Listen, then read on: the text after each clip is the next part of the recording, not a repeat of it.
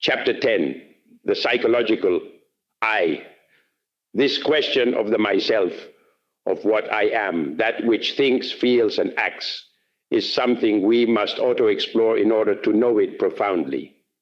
Everywhere there are very nice theories which attract and fascinate. Nevertheless, all that would be of no use if we did not know ourselves.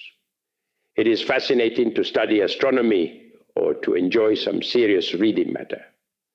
However, it is ironic to become erudite and not to know anything about oneself, about the I am, about the human personality we have.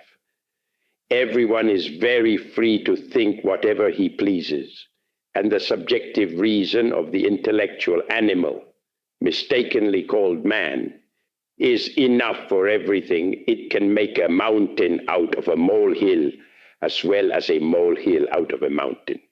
Many are the intellectuals who live playing with rationalism. And after all, what? To be erudite does not mean to be wise.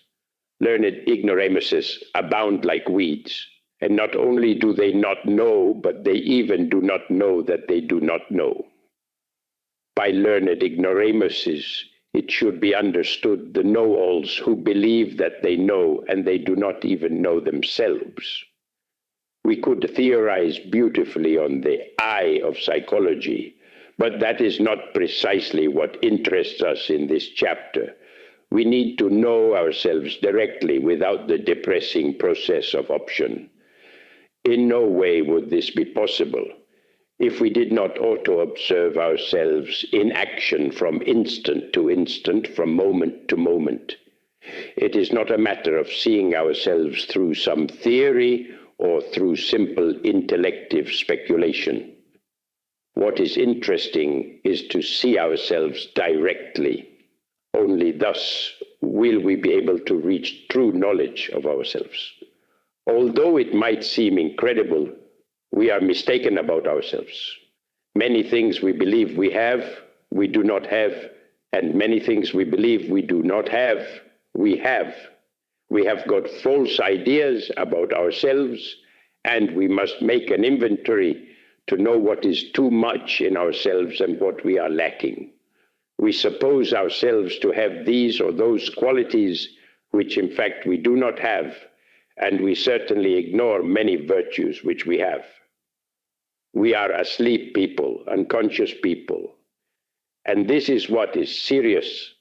Unfortunately, we think the best of ourselves and not even suspect that we are asleep. The Holy Scriptures insist on the need to wake up, but do not explain the system to achieve such a waking. The worst of it is that many have read the Holy Scriptures and do not even understand that they are asleep. Everybody believes that they know themselves, and they do not even suspect the existence of the doctrine of the many. Really, the psychological I of everyone is multiple. It always occurs as many. We mean by this that we have many eyes and not a single one, as learned ignoramuses always suppose. To deny the doctrine of the many is to foolishly ignore oneself, because in fact it would be the height of absurdity to ignore the many contradictions each one of us has. I am going to read a newspaper, says the I of the intellect. To hell with such reading, exclaims the I of movement. I prefer to go for a ride on my bike. Forget it, shouts a third one in there. I'd rather eat, I'm hungry. If we could see ourselves completely in a mirror the way we really are, we would discover for ourselves directly the doctrine of the many. Human personality is only a puppet controlled by invisible strings. The I, which today makes a vow of eternal love for Gnosis, is later on displaced by another I which has nothing to do with the pledge. Then the fellow withdraws. The I which today swears eternal love to a woman is later on displaced by another one which has nothing to do with that oath. Then the fellow falls in love with another woman. and the house of cards collapses. The intellectual animal, mistakenly called man, is like a house full of many people. Amongst the many eyes, there is no order or any concordance at all. They all quarrel with each other and dispute for supremacy. When any of them gains control of the capital centers of the organic machine, feels itself the only one, the master, but it is finally overthrown. Considering things from this point of view, we come to the logical conclusion that the rational mammal does not have true sense of moral responsibility. Unquestionably, what the human machine may say or do in any given moment depends exclusively on the kind of I which is controlling him in those instants. It is said that Jesus of Nazareth drove 7 demons out of the body of Mary Magdalene, 7 eyes, living personifications of the 7 deadly sins.